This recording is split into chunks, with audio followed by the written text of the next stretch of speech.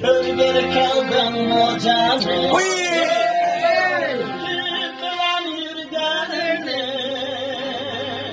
Kölgeli kaldım o canım.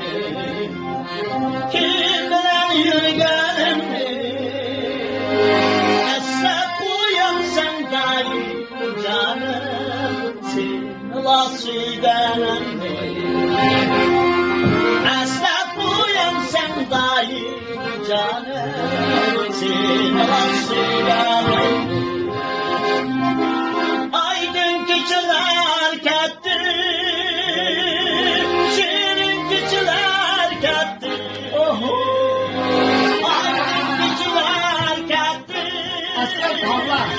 şirin keçiler ketti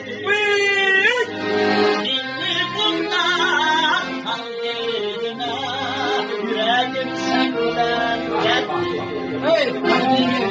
inni bundan halledine yüreğim senden ketti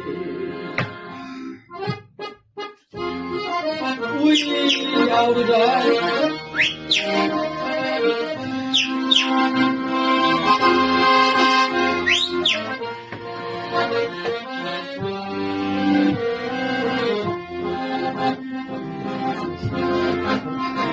Elbumlu içi dahi haram sen suratinde elbumlu içi dahi haram sen suratinde başkansın olanlarım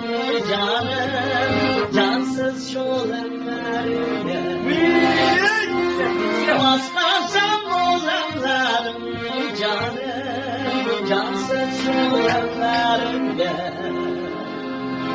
aydın keçiler gitti şirin keçiler gitti aydın keçiler gitti şirin keçiler gitti ısındım o ey canım gönlüm sen bilen Isındım o ey canım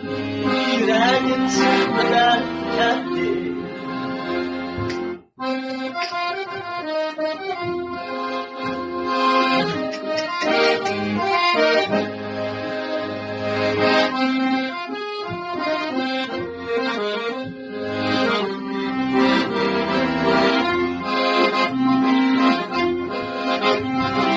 Girdim uçlarınca Ürümçi koçaları Girdim uçlarınca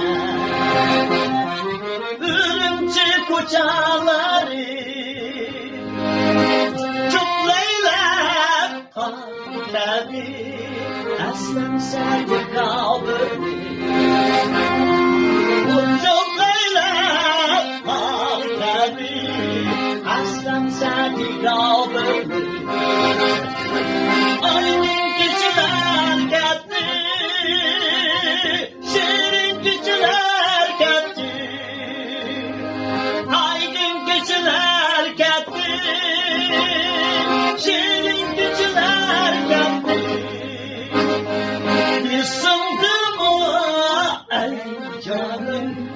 molluk güler ısındım o ey canım hadi geller oh güler